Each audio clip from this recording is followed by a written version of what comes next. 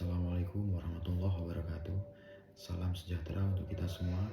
Selamat pagi untuk Bapak Muhammad Ramdan Firmansyah selaku dari tutor pembimbing mata kuliah logika ISIP 4211. Perkenalkan, nama saya Eka Putra Ramadan dengan NIM 0414758823 dari Prodi Ilmu Komunikasi UPBJJ UT Surabaya.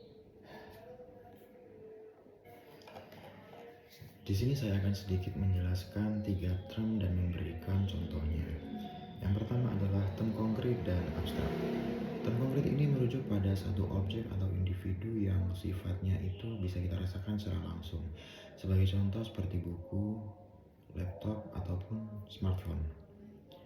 Lalu yang kedua adalah, selanjutnya adalah term abstrak. Ini lawan dari konkret, di mana ini merujuk pada suatu ide atau gagasan yang sifatnya mungkin tidak bisa kita rasakan secara langsung atau nyata. Sebagai contoh seperti kebebasan, keadilan, pemikiran, ataupun keindahan. Lalu yang kedua ada term singular dan partikular. Term singular ini merujuk pada satu individu atau objek tertentu. Sebagai contoh, Indonesia adalah negara kepulauan. Selanjutnya ada term partikular, di mana ini term khusus merujuk pada sebagian suatu kelompok, bukan secara keseluruhan. Seperti contoh mungkin beberapa mahasiswa mengikuti demonstrasi, seperti itu. Selanjutnya yang ketiga ada term umum atau general. Term ini tidak merujuk pada suatu individu tertentu secara spesifik, melainkan hanya pada suatu kategori. Sebagai contoh, buah.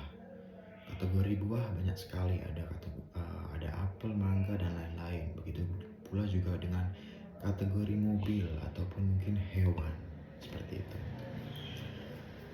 Lalu pertanyaan nomor 2 adalah logical fallacy. Logical fallacy ini adalah kesalahan berpikir yang mungkin tampak logis, namun sebenarnya itu malah menyesatkan. Kesalahan penalaran ini sering muncul ketika dalam proses argumentasi, debat, ataupun mungkin diskusi. Ketika seseorang ingin mencoba meyakinkan orang lain, tapi tanpa landasan logika yang benar. Yang pertama adalah menyerang personal atau ad hominem. Alih-alih ingin menyerang argumen orang lain, malah justru menyerang karakter atau sifat pribadi dari lawan bicaranya. Contohnya, seharusnya Anda tidak membahas tentang pendidikan karena Anda saja hanya lulusan SMA. Seperti itu. Lalu selanjutnya ada false dilemma. Ini adalah suatu argumen yang salah dalam logika yang menyajikan hanya 2 pilihan. Padahal sebenarnya masih banyak opsi lain yang tersedia. Seperti contoh mungkin, jika kamu tidak berkenan silahkan pergi. Atau mungkin jika kamu tidak setuju dengan undang-undang yang ditetapkan oleh pemerintah, silahkan kamu angkat kaki dari Indonesia. Nah, kesalahan berpikir seperti ini yang sering digunakan orang untuk memaksa orang lain untuk mengikuti kehendak atau pilihannya. Nyatanya masih banyak opsi lain yang masih bisa untuk digunakan, seperti itu.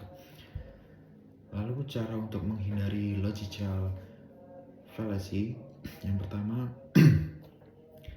fokus pada topik utama saat proses argumentasi, debat, ataupun diskusi.